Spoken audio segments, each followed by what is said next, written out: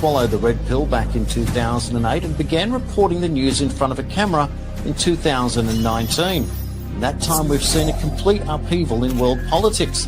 The battle lines have changed between the illusion of left versus right to the reality of globalism versus nationalism. Despite all the information, the truth and the lies, there are two very distinct pathways emerging. Should we follow Labor and Liberal to a dystopic one-world government, or do we fight for our nationalism, unlock our hidden resources wealth and build a new Australia? With the world teetering on a knife's edge, should we solidify our relationship with the USA and become the 51st state? This is my mission statement here on Australian National Review, and I welcome you to Black Pill me as hard as you can as we determine our future together. This is the 51st state.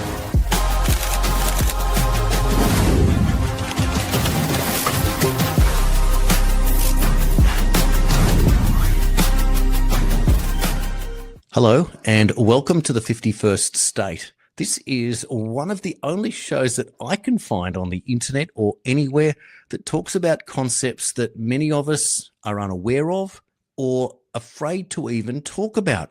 Imagine Australia thinking about herself in ways that could mean we could build a better future, and we don't even know that we could.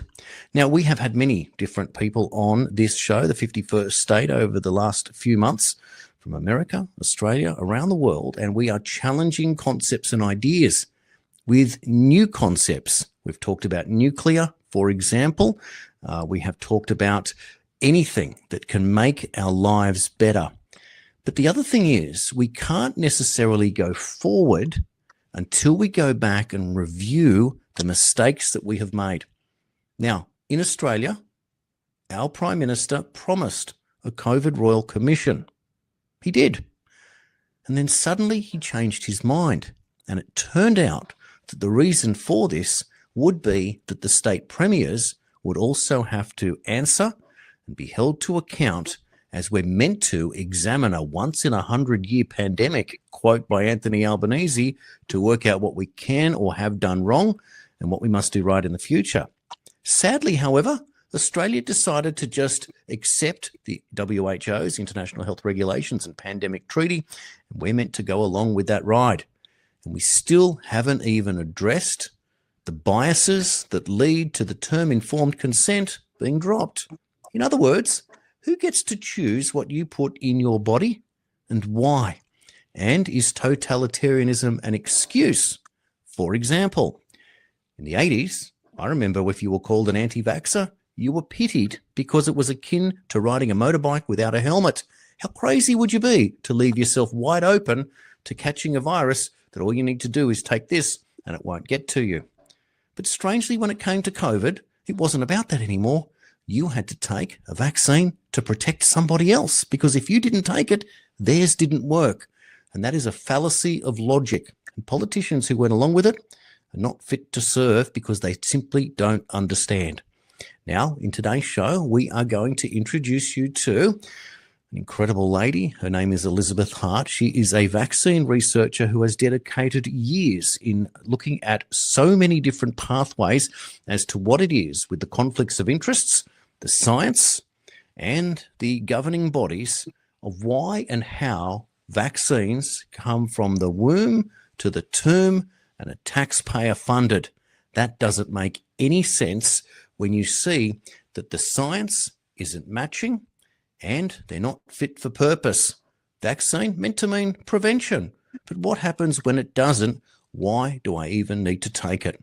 So, in light of all of that, and with a very recent Freedom of Information request, you are going to be brought to the cutting edge of one of Australia's leading researchers in exactly what bodily autonomy means to you and to me, and how we can create awareness and understanding and finally call these politicians out once and for all. After the break, I'm going to introduce you to Elizabeth Hart. Don't go anywhere. You're watching the 51st State.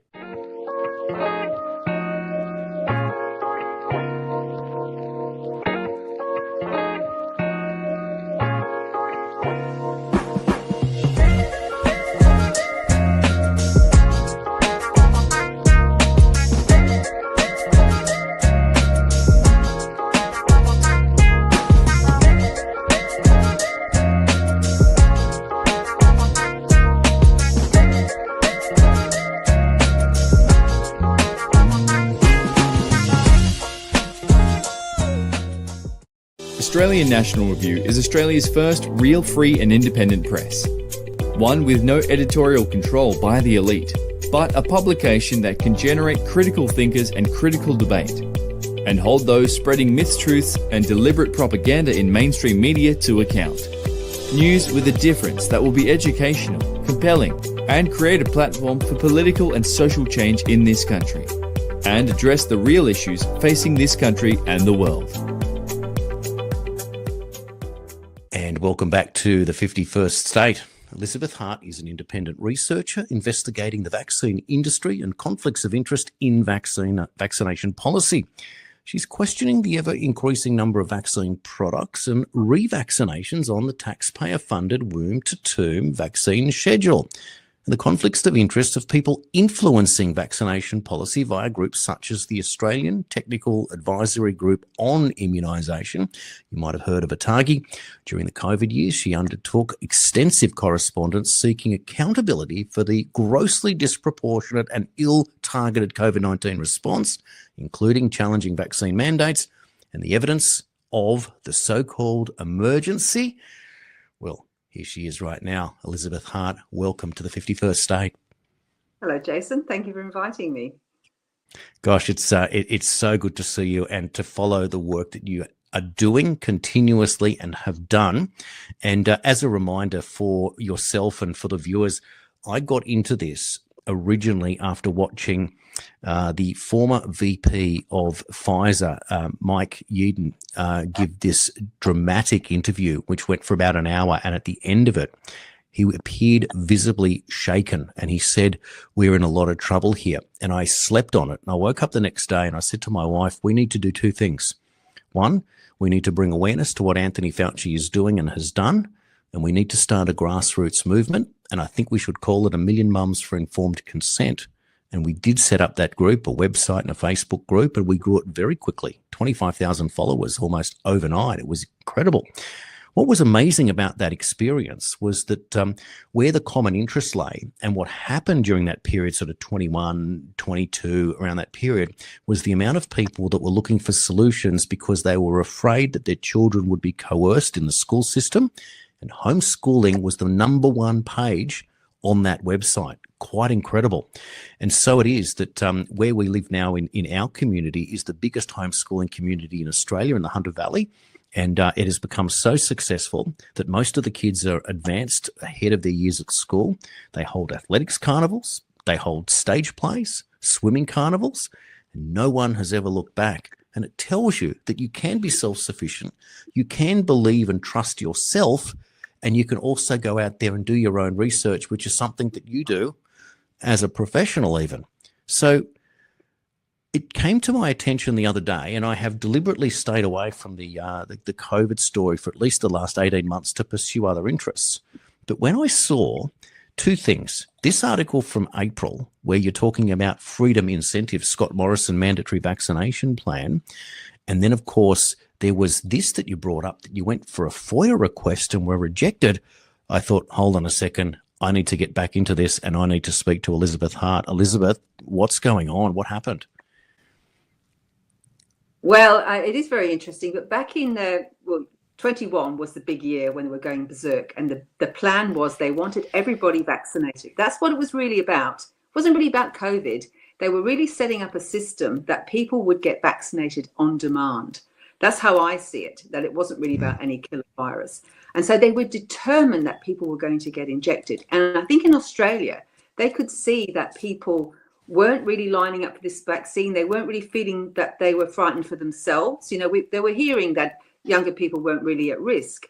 So they could see this with the writing on the wall. I think they were getting very concerned that people aren't going to buy into this. And so we were getting a lot of more coercion was starting to come out. And this started with the aged care workers. It seemed to make sense, you know, vaccinate the aged care workers, protect the elderly. And Scott Morrison announced this in June 24 that he wanted this to happen. But Paul Kelly, who's the chief medical officer at the HPC, they had actually said no to this. They did not support compulsory vaccination. Now, to cut a long story short, in June 21, Morrison and the National Cabinet effectively rolled Paul Kelly in the HPPC and sort of demanded that they wanted the aged care workers to be vaccinated.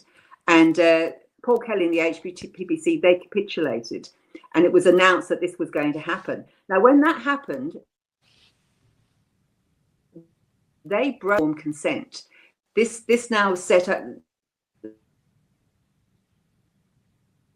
allowed and they had announced a national plan. They wanted a national plan. The plan was that they wanted most of the population injected, 16 years and up, to be able to open up. Remember, we were under restrictions, and to open up. In the plan, it was there in right. You can see it there plainly. They were going to open up, and vaccinated people were going to be free from restrictions. But the unvaccinated people, that meant the unvaccinated people wouldn't be free from restrictions. And it looks like this was stitched up with a group called the Beta Group, the Behavioural Economics team of the Department of Prime Minister and Cabinet. And they put together a report which was led by the Department of Health and officials of the Department of PMC. And this report was discussing incentives. How are we going to make people get injected? So they were talking about incentives. Can we, maybe people would be allowed to go to the football or go to the pub or whatever. But in this report, they actually blatantly say they're going to they recommend restricting the freedoms of the unvaccinated, and people who get vaccinated will be free. Now, that is just an astonishing statement. And this actually came out in August 21. It was reported in the Australian.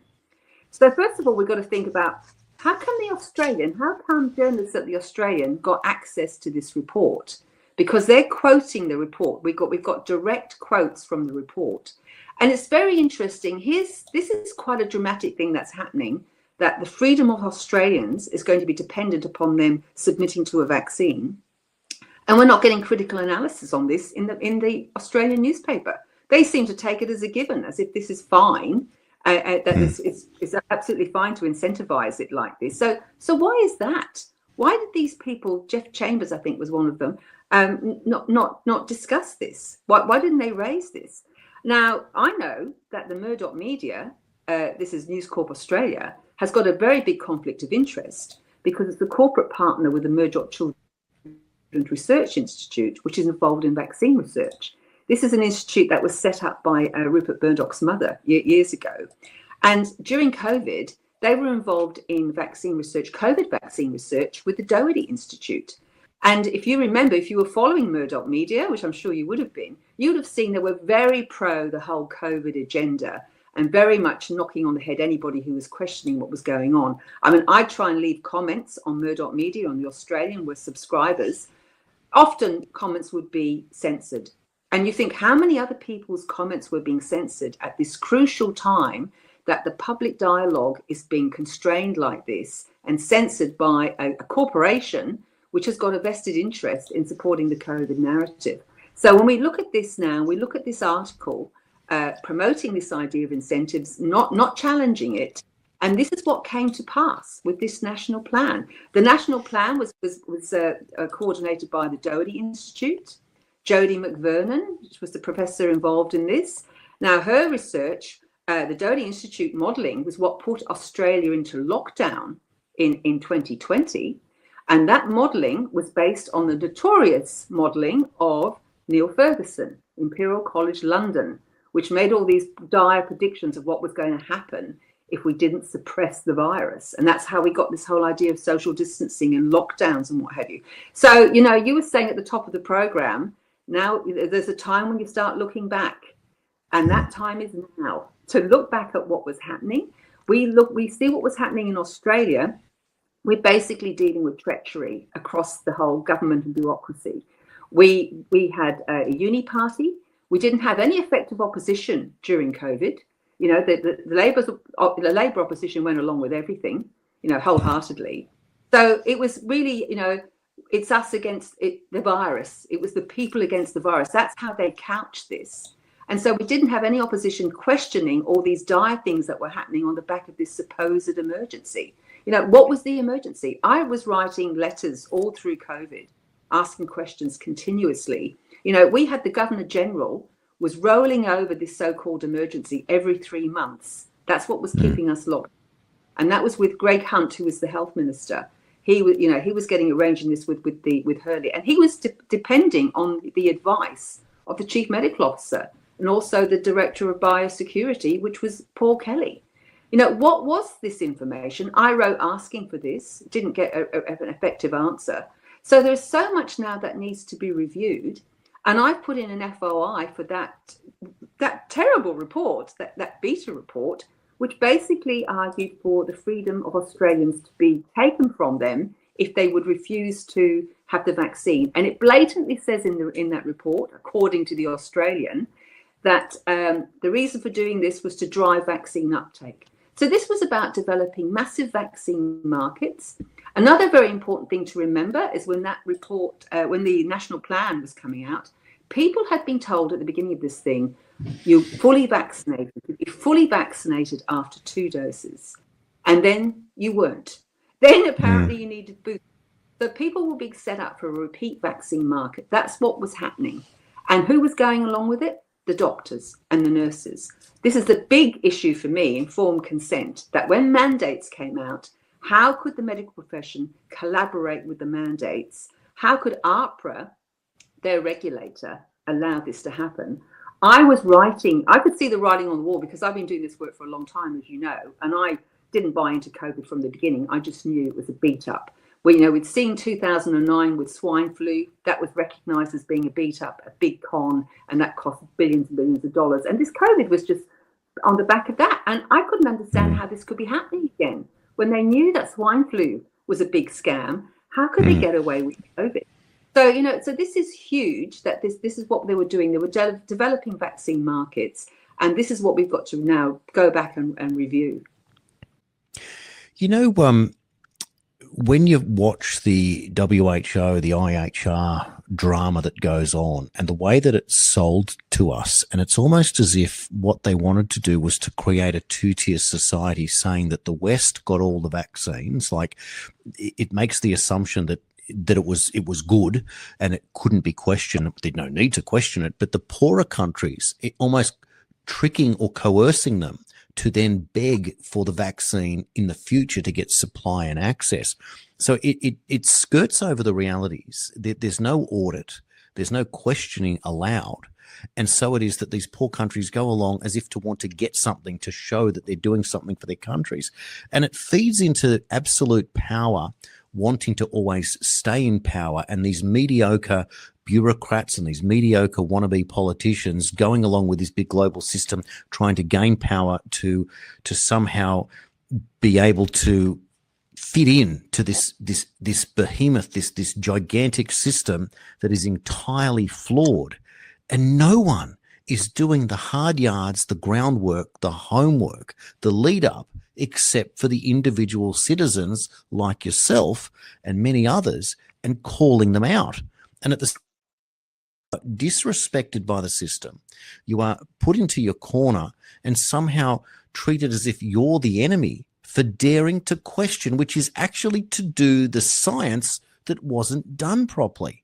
Now, you go back 3 years and you see what's happening, and here you are, you've called this out. 3 years later or more, you go forward, and I'm going to put up again for people just to have a look, and you make a freedom of information request, and it's rejected. Like, it's rejected on technicalities once again. Why would they not want you to see that?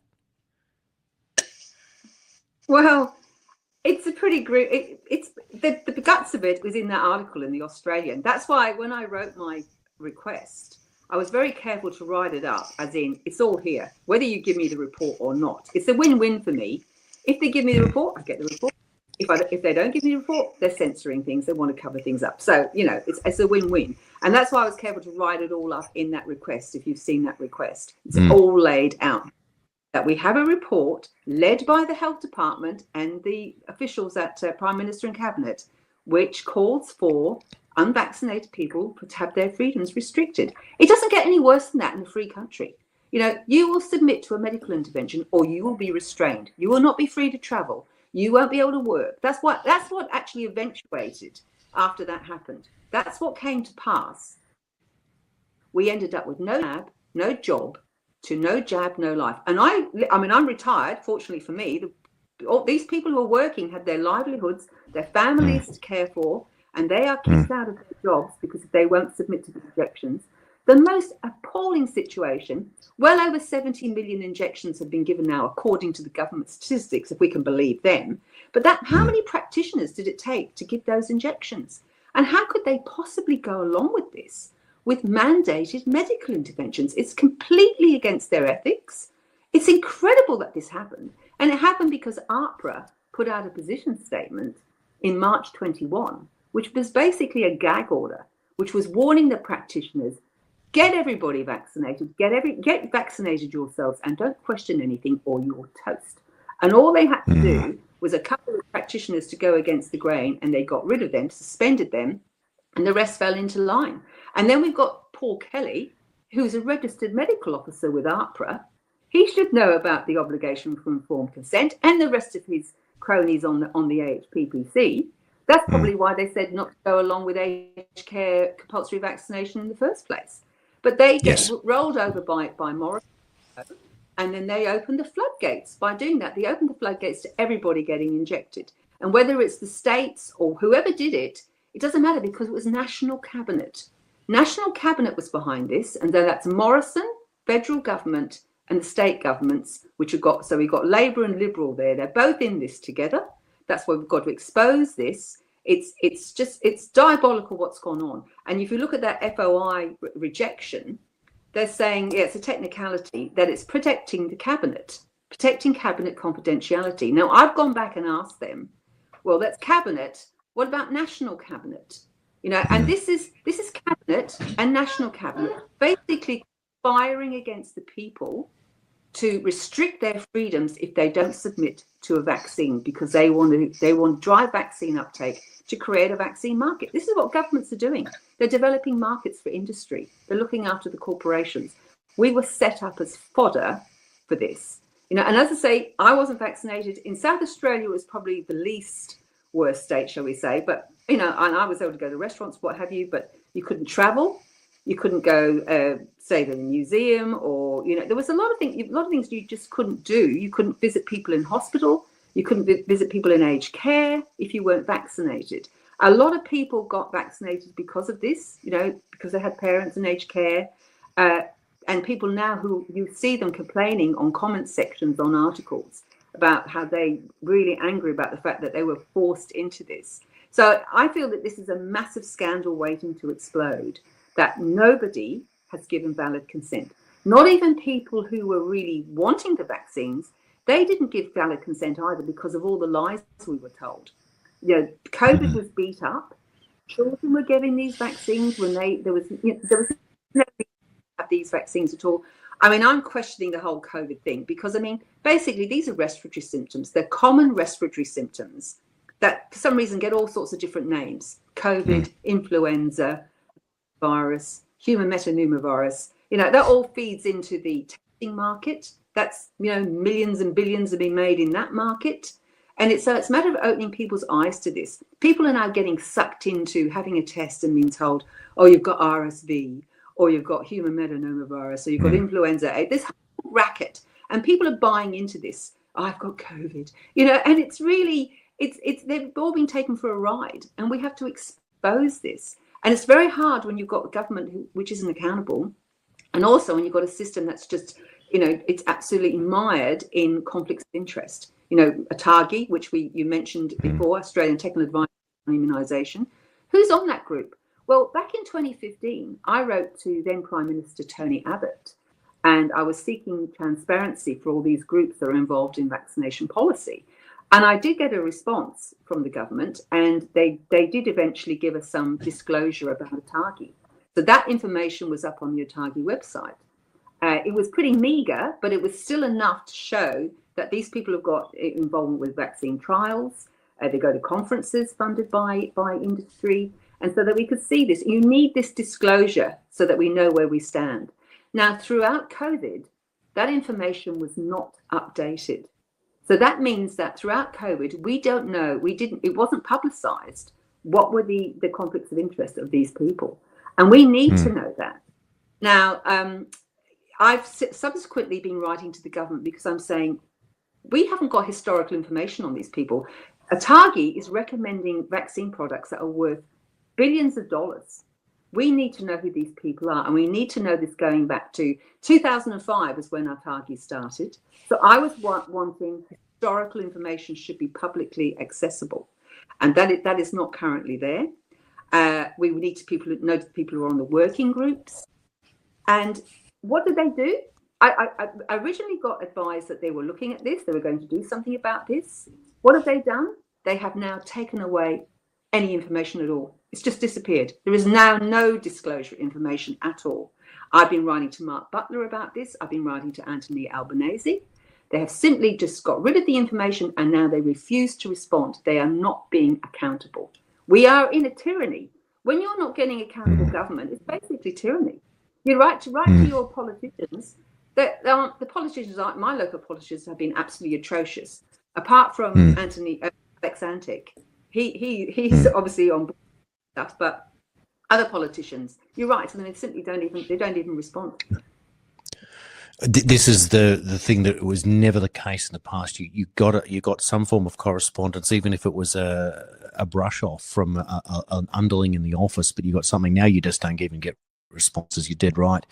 Last week on this same show, I interviewed a lady called Maria Schmandy from South Australia, and she was thrown into jail for 13 days based on in the lockdown period. She travelled to the Northern Territory with a mother, and she came from South Australia, and she was getting back in, and she was stopped at a checkpoint.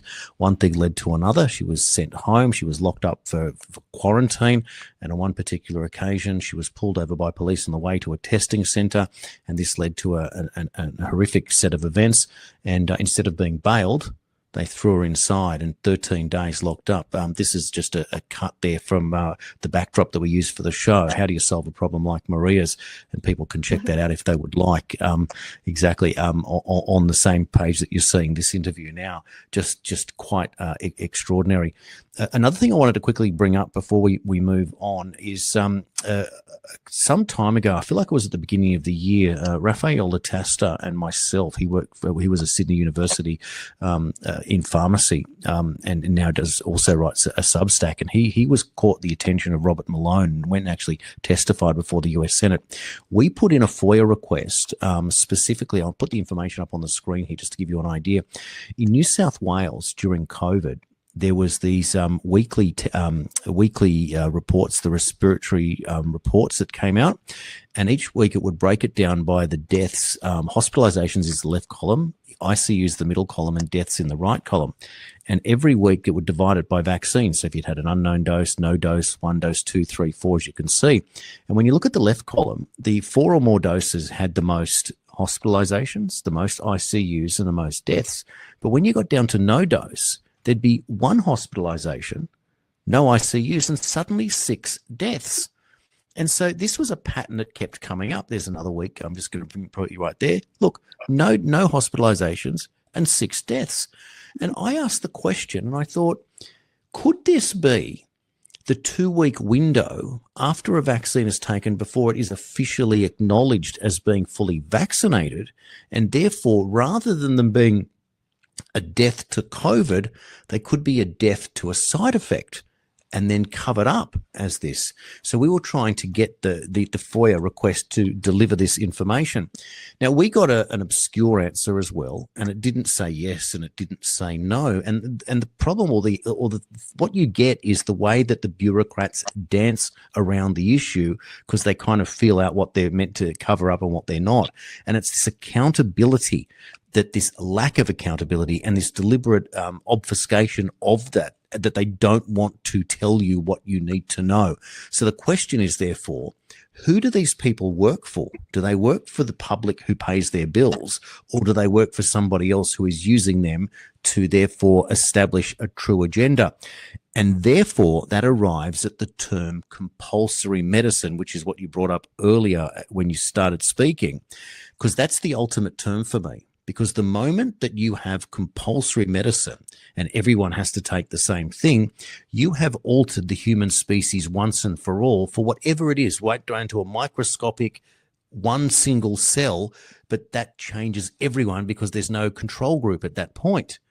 And it's like they sell it to you based on safety or convenience, that you won't get sick, or safety, you won't die, or you can go to the pub. Like, that's always safety and convenience.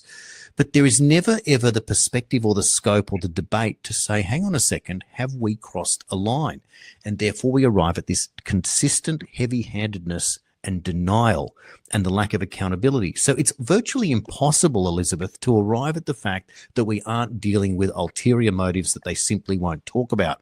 And therefore, society divides between those of us that have either been harmed and have PTSD and want to get true accountability, or others that just have an inquiry. But I can't fathom the concept that we have arrived at here in Australia, that ignorance usurps inquiry. How is it possible that you can be bullied, intimidated, vilified for simply asking questions and demanding answers of those that are meant to provide said answers? It's a horrific situation that we are in here in Australia, and we just keep doing it, and the heavy-handedness scares people, but we cannot give up on this work. It must simply be done, and it must be called out. Now, we'll take a break in just a moment. And before we do, I want to play you a clip, and then we'll go into the break and we'll come back and talk about it afterwards. I think it's important to get it on the record. I'm going to play it for you right now. This is Sharry Markson and Bridget McKenzie in 2023 talking about how Albanese has decided to walk away from the Royal Commission. And the answers as to why are in there. Watch this. We'll come back and we'll continue with the interview. You're watching The 51st State. Now, breaking news now. As you know, at the start of the program, I spoke about Anthony Albanese's broken promise to hold a royal commission into the COVID-19 response. Well, Phil Curry, the political editor at the Fin Review, has just broken the story that tomorrow, the Albanese government is expected to announce a commission of inquiry into the COVID-19 response. He says, though, and he has just written this on the Fin Review, that it is expected to fall short of the Royal Commission that Anthony Albanese promised when he's in opposition. One source told Phil Curry that the inquiry would aim to release an interim report before the end of this year, raising fears it will not be very thorough. And Phil Curry's revealed that the Commission of Inquiry will likely be conducted by an economist, an epidemiologist and a public administration expert. All right, let's bring in now National Senate Leader Bridget McKenzie. Bridget, what's your reaction to this news that the Albanese government will announce tomorrow a Commission of Inquiry into the COVID-19 Well, response? It's another broken promise by Anthony Albanese. He went to the election promising a Royal Commission. They ran a select committee in the Senate throughout COVID, hearing from experts for, over a year. They heard from a wide range of experts right across the country. And out of that inquiry, they decided they would have a Royal Commission. Now, they're not delivering a Royal Commission.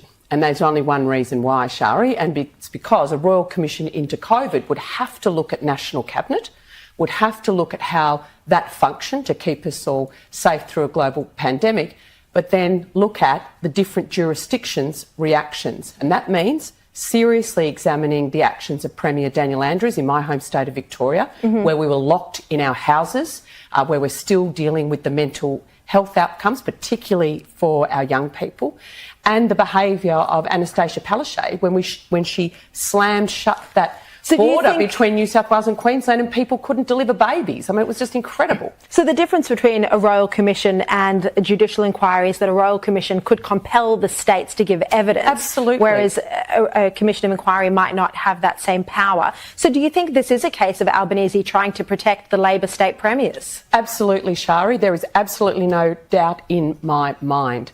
They are running hand in glove, promising, in my own portfolio area, for instance, in infrastructure, they are using taxpayers' funds to fund things like the suburban rail loop, $2.2 billion in Melbourne. Pet project of Daniel Andrews, no scrutiny or cost-benefit analysis, but prepared to tip the money in because Daniel needs it. And similarly, up in Queensland, when you look at the funding for the Olympics, None of this has cost-benefit analyses, but they're prepared to do the bidding of these very powerful Labor premiers.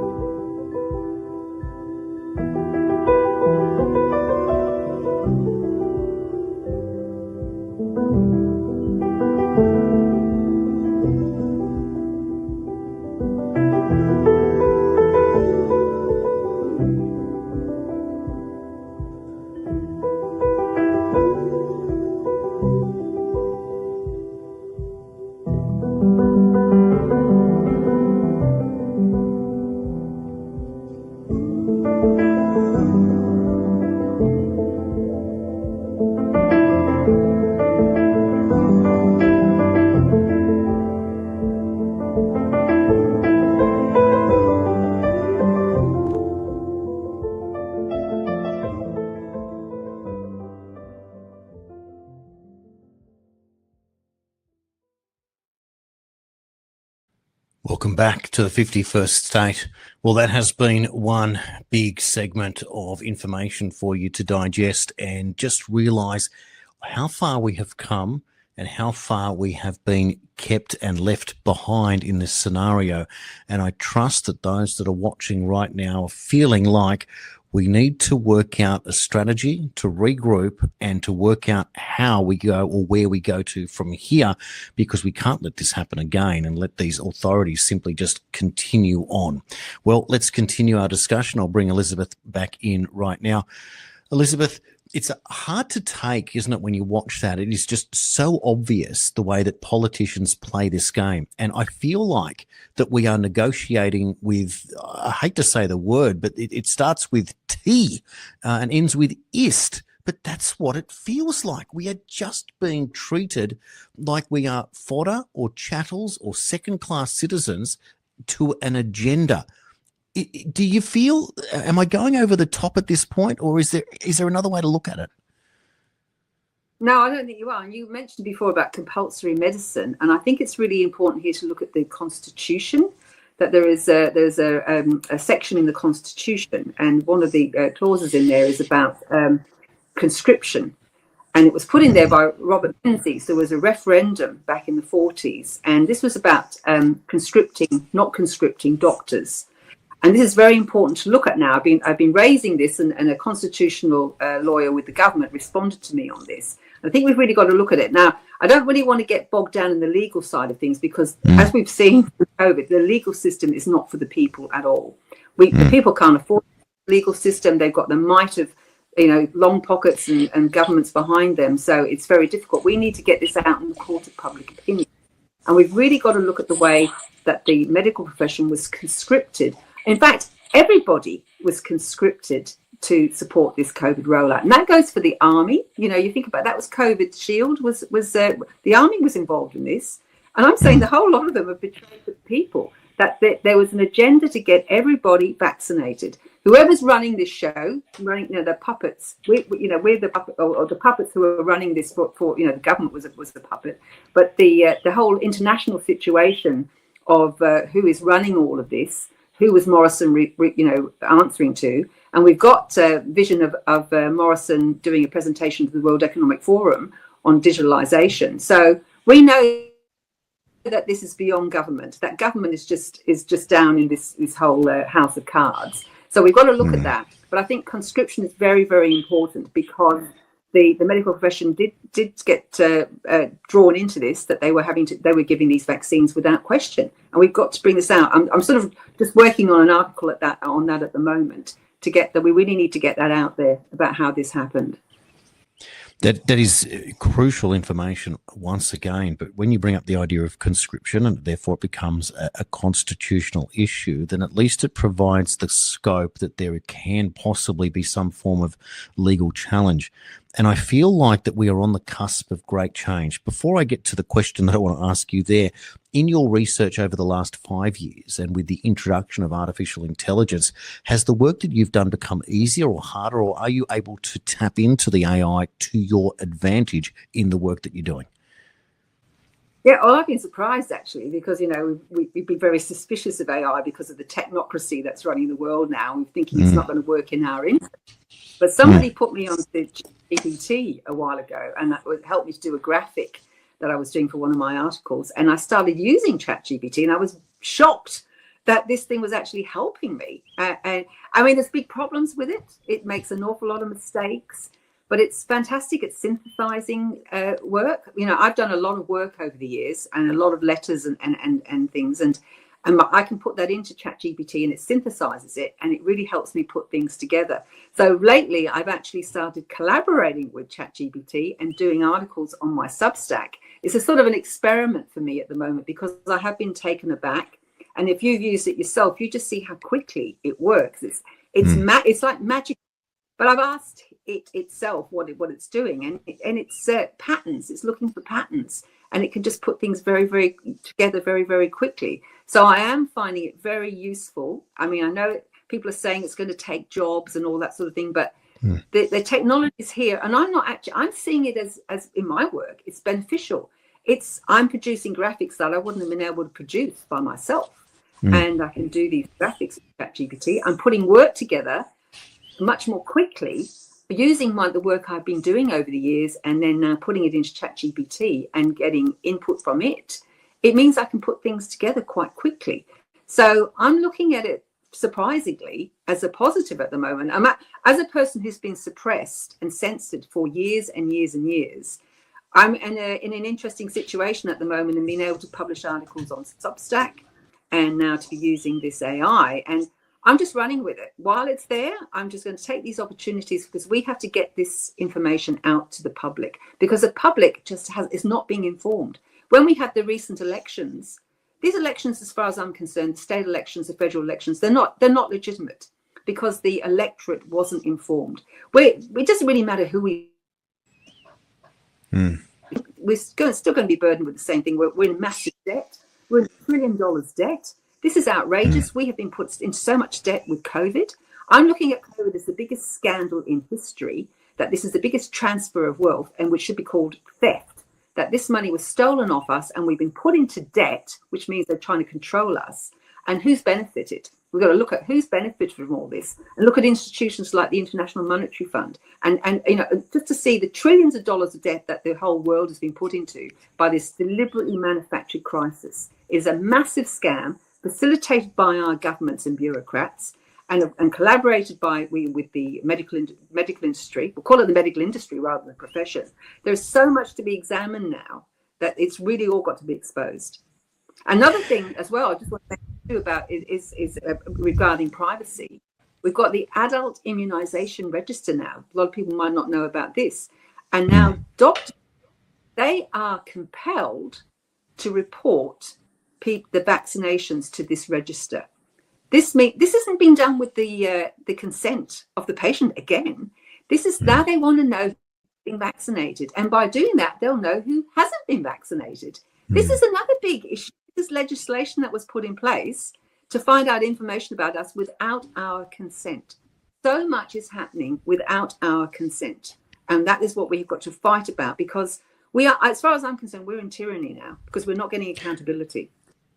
Well, the question that follows up there is, are we owned by the government? I mean, where did they purchase me? Where is Anthony Albanese's name on my birth certificate? I mean, it doesn't add up, does it? We are not subjects. We're citizens, And we're meant to be able to govern ourselves. Admittedly, we have a king, and that's part of the reason why the 51st state was born, to question that whole idea. When King Charles attends WEF meetings, that just doesn't make any sense to me, that he's working for a globalist organisation and we're meant to be part of a commonwealth. But this is why, I guess, when you look from a political perspective, that in the United States, they have a nationalist in charge and he's all about making his country great again, separating from all these globalist bodies. So there's a real argument for that. But when your government makes you, like you've said, the tyranny that we're up against, the freedom of information requests that they dance around, the COVID Royal Commissions that they avoid, and you feel like that you can't win, that you can't beat City Hall, and you get this weight of hopelessness that pushes down upon your shoulders, and it can only be seen as an abuse of power. Like, how dare your people, like your government that you're meant to look up to, and it's meant to do all these great things and help the kids out and pay off 20% of their HEX debts, and they're going to build your house, etc., and then abuse the power of the people like they are not fit for purpose. And perhaps, that might be considered somehow inflammatory by certain people scrolling through. What's he talking about? He's crazy. But every single thing points to the fact that it is made more difficult for you and me, the individual citizens, and everyone else out there, and much easier for them along the way. And something has to give.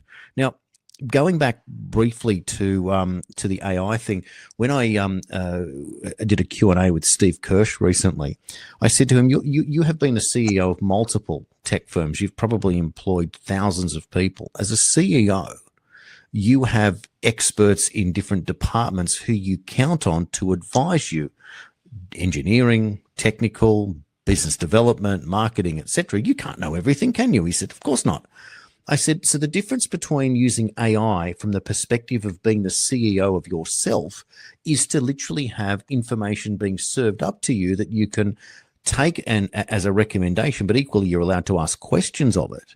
So from that perspective, do you see it as a strength or a weakness? And he says, well, it's a strength. And then he went on to say the difference between the human and the AI is that when the human gets it wrong, the shutters come down.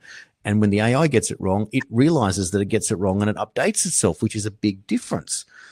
On the other hand, I hear parents telling me, or in the school system now, that kids are writing assignments using AI. The problem is they type the question into Grok or ChatGPT. I need a 500-word answer on this, and they get an answer and they hand it in. They've done no work. They don't understand it. They've got a machine meeting their requirements for them. And what we have now is a genuine split in society, that half society using AI is going to get dumber and half of society using AI is going to get smarter, and there's this divide. And so it is that we are jumping headlong into this without understanding what it's going to be. And sure enough, the government will come back and tell you that we're going to regulate it at some point, for goodness sake, on their terms again. But none of this works, because the only way we work it out is we work it out for ourselves. It's kind of like, I interviewed Michael Arbon, another South Australian, yesterday, and I said, what's the answer to all this? And he said, less government. And he works for Senator Ralph Babet. And that's it, isn't it? It's seriously, we're at the point now, guys, just get out of our way and let us govern ourselves, for goodness sake. I mean, it is... We're strangled by legislation. These people are just in the parliament doing more and more legislation. There's delegate legislation. We didn't consent to all of this. We don't need all this interference in our lives all the time. And you were talking about King Charles before. Well, these MPs, who are they swearing their allegiance to? They actually swear allegiance to King Charles. It doesn't seem to be to the people. Where is it written down that they are serving the people? We need to really look at what's going on here, because they aren't serving the people. It's very hard to get accountability. Now, having said that, I've really got to point out to you that we do have some very important correspondence in regard to the COVID vaccines. This is very important to think about. As you know, I was writing letters all through COVID. I was writing to AHPRA and the colleges, the Royal Australian College of General Practitioners, the AMA, the Royal Australian College of Physicians. I was warning all along that we've got to worry about informed consent. We must have informed consent, because I could see what was coming. And I wrote multiple emails, and then I got a letter from AHPRA dated the 20th of September 21. And this letter from AHPRA confirmed that practitioners have to get informed consent for vaccination. Note that date, September 20. Very same time, this is when Andrews was rolling out, the vaccinated economy in Victoria. This is when they were rolling out the mandates. When AHPRA had announced to me, I've got personal correspondence saying you've got to get informed consent. Now, why wasn't AHPRA out there in public warning the practitioners not to collaborate with mandates? This is a massive scandal that is sitting there waiting to be exposed. Another letter that we have is from my colleague Emma MacArthur. She wrote to Greg Hunt in, I think it was November 21, seeking clarification on liability for practitioners, that if they weren't, what was the situation with battery if they didn't get consent? And she got a response out of the government pretty swiftly, actually, in December 21. And this letter confirmed the practitioners do not have specific liability protection for giving the COVID injections, because they might be under that impression, because when we had the issue with the clots, with the AstraZeneca clots, the AMA and the profession got very concerned, were, jumping up and down about it. And at that time, the government was giving them comfort in that you're going to be protected. But it turns out they do not have specific protection. And this letter that Emma received is clarifying that. And that letter, there's a solid gold sentence in that letter. Informed consent should be obtained for every COVID-19 vaccination, just like any other vaccination. That sentence is pure solid gold from the government. It's not vaccination, it's other vaccination. I had the same letter. That was from the Morrison government. I followed up when the Albanese government came in. I followed up with them to just clarify it's the same thing, essentially the same letter. This is very important information because we have now letters from the government confirming that consent should be obtained, while at the very same time, mandates were in place. And it was National Cabinet that was responsible for this with the national plan. I'm just looking for the right people to be able to expose this and understand what it means. It's extremely significant. That is an absolute conflict. So what do we do about that? This, of course, isn't it? Like we've been waiting for some time for how we organise behind the scenes, because it's a very much a scattergun approach that individuals and it's divide and conquer, but everyone has not so much their own agenda, but they are their individual resistance, because that's what we've had to do for so long, is just to survive against an obvious tyranny. And you had a choice in Australia. The choice was to go along to get along or to stand up for yourself. And here we are as a community of people that just saw the line in the sand and said, no, you do not get to invade my bodily autonomy. I've had people call it medical rape and all sorts of terms, and that makes sense. But you are dead right. One of the things that I'm trying to work on behind the scenes, at least in the independent media space, is how do we organise and how do we get credentialed, press cards, etc.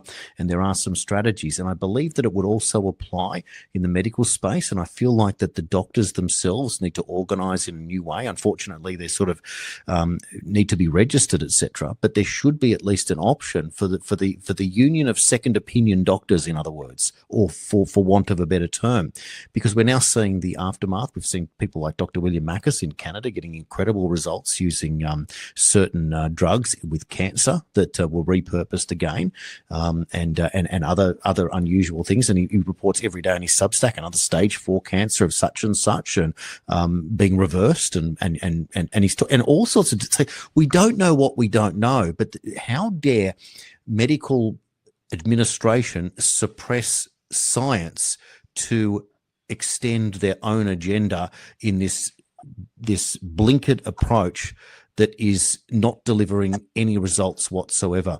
And so what you do, Elizabeth, is that you bring to the table dignified, impressive, extensive, hard yard work that has been missing, and you provide us somewhere where we can go and we can trust and know that there is a warrior doing the hard yards.